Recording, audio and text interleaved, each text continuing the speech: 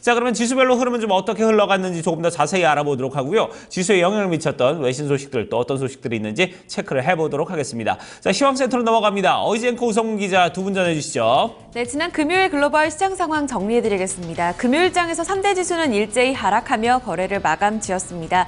글로벌 시장 전반적으로 분위기가 어두웠던 가운데 이번 주에 있을 FOMC 회의를 앞두고서 우려감 반영이 됐고요. 이와 더불어서 한 주 동안에 거의 10% 넘게 하락한 국제 유가 역시 원자재 가격의 약세가 지수에 다시 한번 발목을 잡았습니다.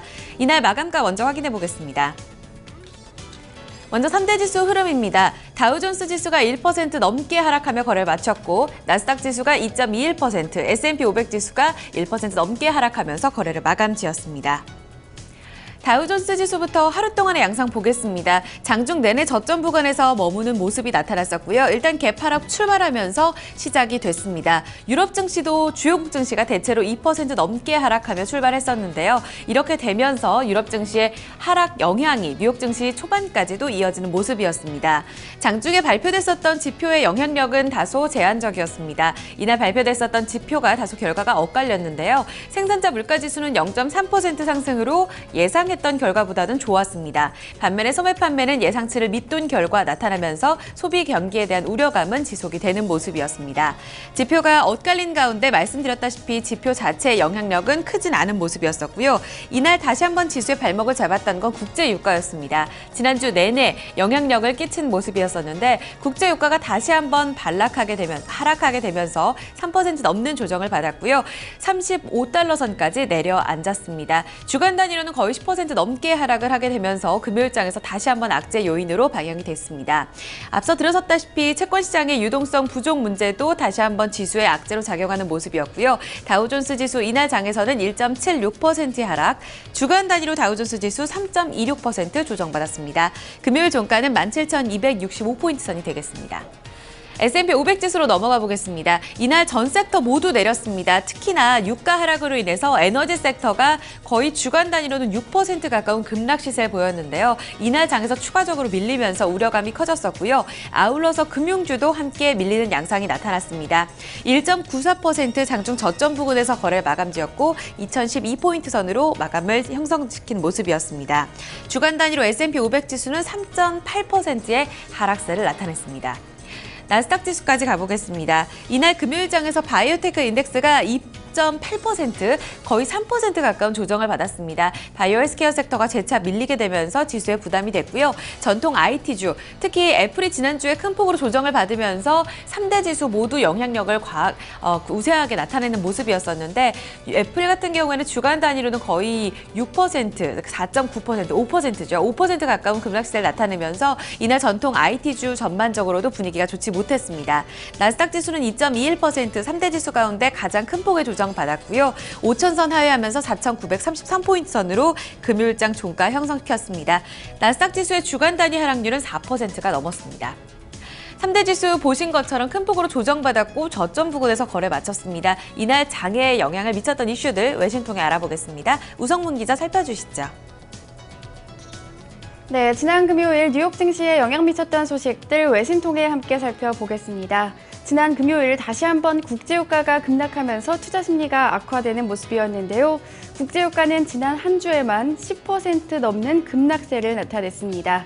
이런 가운데 향후 유가 전망에 대해서도 비관적인 보고서들이 쏟아지고 있는데요. CNBC 통해 자세한 소식 함께 살펴보겠습니다. U.S. oil settles at $35.62 a barrel, plunges over 10% for a week.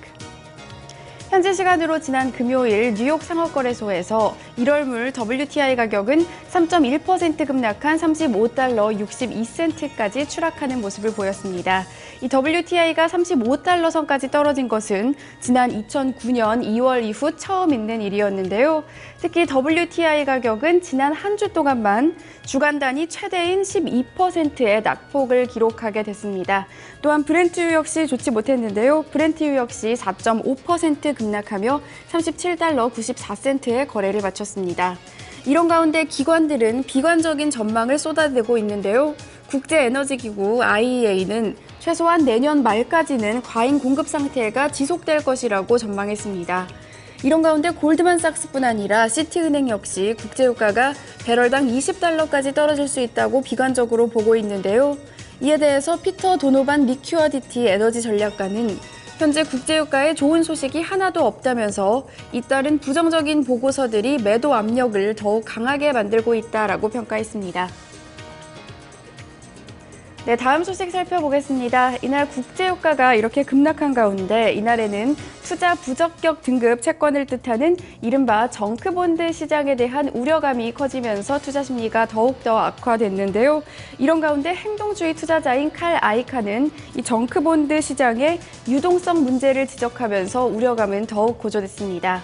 블룸버그 통신 통해 자세한 소식 함께 살펴보시죠. Junk bonds are tanking and Icahn says meltdown just beginning. 현지 시간으로 지난 금요일 블룸버그에 따르면 미국의 뮤추얼 펀드인 서드 애비뉴 매니지먼트는 정크본드 펀드에 대한 투자 자금 인출을 제한한다고 발표하면서 우려감을 키웠습니다. 이 해당 펀드 같은 경우에는 지난달에만 13%의 누적 손실률을 가지고 있고요. 올해 전체로는 무려 27%의 손실률을 기록하고 있습니다. 이 발표가 나오면서 시장에서는 우려감이 고조되며 투자자들의 판매 요청이 빗발치게 됐는데요.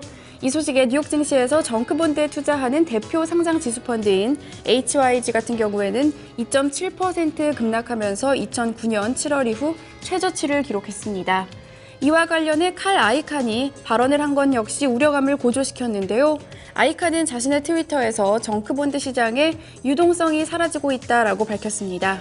이와 함께 정크본드 시장에 대해서 터지기 직전인 다이너마이트라고 표현하기도 했는데요.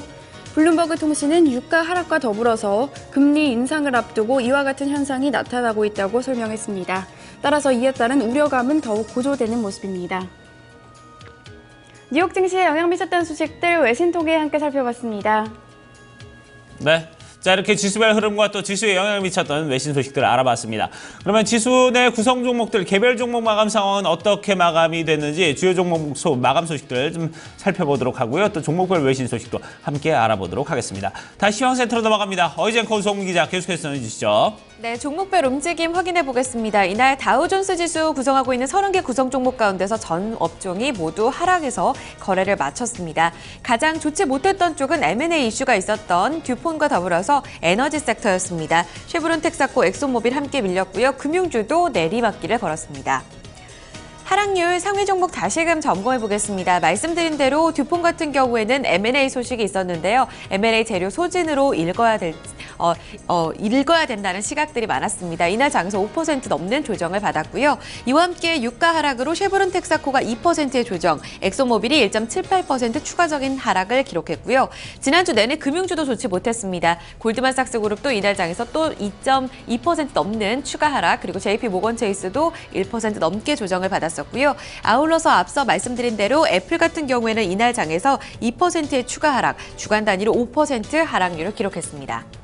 S&P 500 섹터 내 업종별 흐름 체크해 보겠습니다. 전 업종이 모두 금요일장에서 내렸습니다. 가장 좋지 못했던 쪽은 독보적으로 유가 하락에 따른 에너지 섹터였습니다. 3% 넘는 조정을 받는 모습이었었고요. 아울러서 자본재와 소재, 금융과 바이오 헬스케어 섹터까지 일제히 내렸습니다. 주간 단위로 S&P 500 섹터 내 업종별 흐름은 이와 비슷했습니다. 에너지 섹터가 6% 조정, 금융이 5%의 하락률을 기록했습니다. 이날 특징적인 종목들 확인해 보겠습니다. 대규모 화학업체의 빅딜이 있었습니다. 다우케미컬과 듀퐁이 공식적으로 합병을 알린 건데요. 이제 새 이름은 다우듀폰으로 탄생을 하게 됩니다. 그야말로 시가총액 150조짜리의 화학 공룡이 탄생을 하게 된 건데요. 합병으로 두 기업은 30억 달러의 비용 감소가 있을 것으로 측정이 되고 있습니다. 앞으로에 대한 기대감이 꾸준히 반영된 탓일까요? 이날 재료 소진으로 인해서 듀폰은 5.51% 하락하며 거래를 마감지었습니다. 거의 저점 부근이고요. 시장 영향을 강하게 받았다는 분석도 있었습니다. 70달러 44센트로 거래 마감지었고요. 이어서 한 종목 더 확인해 보겠습니다. 홀푸드 마켓입니다. 이날 시장 대비 상당히 선전한 종목인데요. 증권사 ITG가 실적 예측치를 긍정적으로 제시했습니다. 그동안 홀푸드 마켓 같은 경우에는 실적이 계속해서 내리막길을 걸었었는데 기존에 있었던 점포들의 매출 다시 한번 실적 모멘텀으로 작용할 수가 있을 것이다. 마케팅과 더불어서 내년도 실적에 대한 전망을 긍정적으로 제시를 했습니다. 이에 따라 투자 심리 개선된 모습이고요. 8.6% 급등하면서 장중 고점 34달러 2센트의 거래를 마감 지었습니다. 그 밖에도 이날 M&A 소식들은 계속해서 있었습니다. 그 밖의 특징주 소식은 외신 통해 알아보겠습니다. 우성문 기자 살펴주시죠. 네, 종목 주요 소식 외신 통해 함께 살펴보겠습니다. 앞서 들으신 대로 세계적인 화학회사인 다우케미컬과 듀폰이 공식적으로 합병을 발표했습니다. 하지만 이미 시장에 모두 반영이 됐던 재료였던 만큼 이날 주가는 오히려 하락했는데요. USA 투데이 톡의 자세한 소식 함께 살펴보겠습니다. Dow Chemical DuPont reached deal on merger.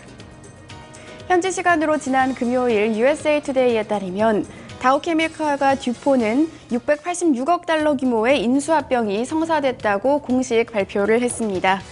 세계 역사상 18번째로 큰 인수합병이 탄생하게 된 것인데요. 이 새롭게 탄생한 회사는 다우 듀폰이라는 이름으로 불릴 예정이고요. 또한 시장이 예상했던 것처럼 농업과 화학제품, 특수화학 이렇게 세 부분으로 회사가 분리될 예정이라고 합니다. 이번 인수는 내년 하반기쯤 완전히 마무리될 것으로 보이는데요. 이 두 회사가 통합된다면 시가총액은 무려 1,300억 달러, 연매출은 900억 달러에 이르게 됩니다. 화학 공용 회사가 탄생하게 되는 것인데요. 이번 합병을 통해서 두 회사는 비용을 절감하고 경쟁력을 강화할 수 있을 것으로 예상되고 있습니다. 최근 이 두 회사는 달러 강세와 원자재 가격 하락으로 실적 부진을 겪어왔기 때문인데요. 하지만 이 재료가 이미 주가에 반영이 됐었던 만큼 이날 공식 발표 소식에도 불구하고 두 회사의 주가는 오히려 하락했는데요. 듀폰의 주가는 5.5%, 다우케미컬의 주가도 3% 하락했습니다. 네, 이날 급락한 종목 하나 더 살펴보겠습니다. 바로 중국 최대 전자상거래 업체 알리바바인데요. 알리바바는 이날 홍콩의 영자신문인 사우스 차이나 모닝포스트를 인수한다고 발표했습니다. 이 소식에 주가는 오히려 하락하는 모습을 보였는데요. 월스트리트 저널톡의 자세한 소식 함께 살펴보겠습니다. 알리바바 to buy South China Morning Post. 현지 시간으로 지난 금요일 월스트리트 저널에 따르면 알리바바는 홍콩의 영자신문인 사우스차이나 모닝포스트 그룹의 미디어 부분 자산을 인수한다고 발표를 했습니다. 이에 대해서 차이충신 알리바바 그룹 부회장은 알리바바가 강점을 나타내는 인터넷 부분과 사우스차이나 모닝포스트의 미디어 강점을 통합해서 세계인과 소통하는 창구를 만들 것이라고 소감을 전했는데요. 이에 대해 주요 외신들은 그동안 알리바바가 미디어 산업에 눈독을 들여왔다면서 드디어 행동에 나섰다고 평가를 했습니다.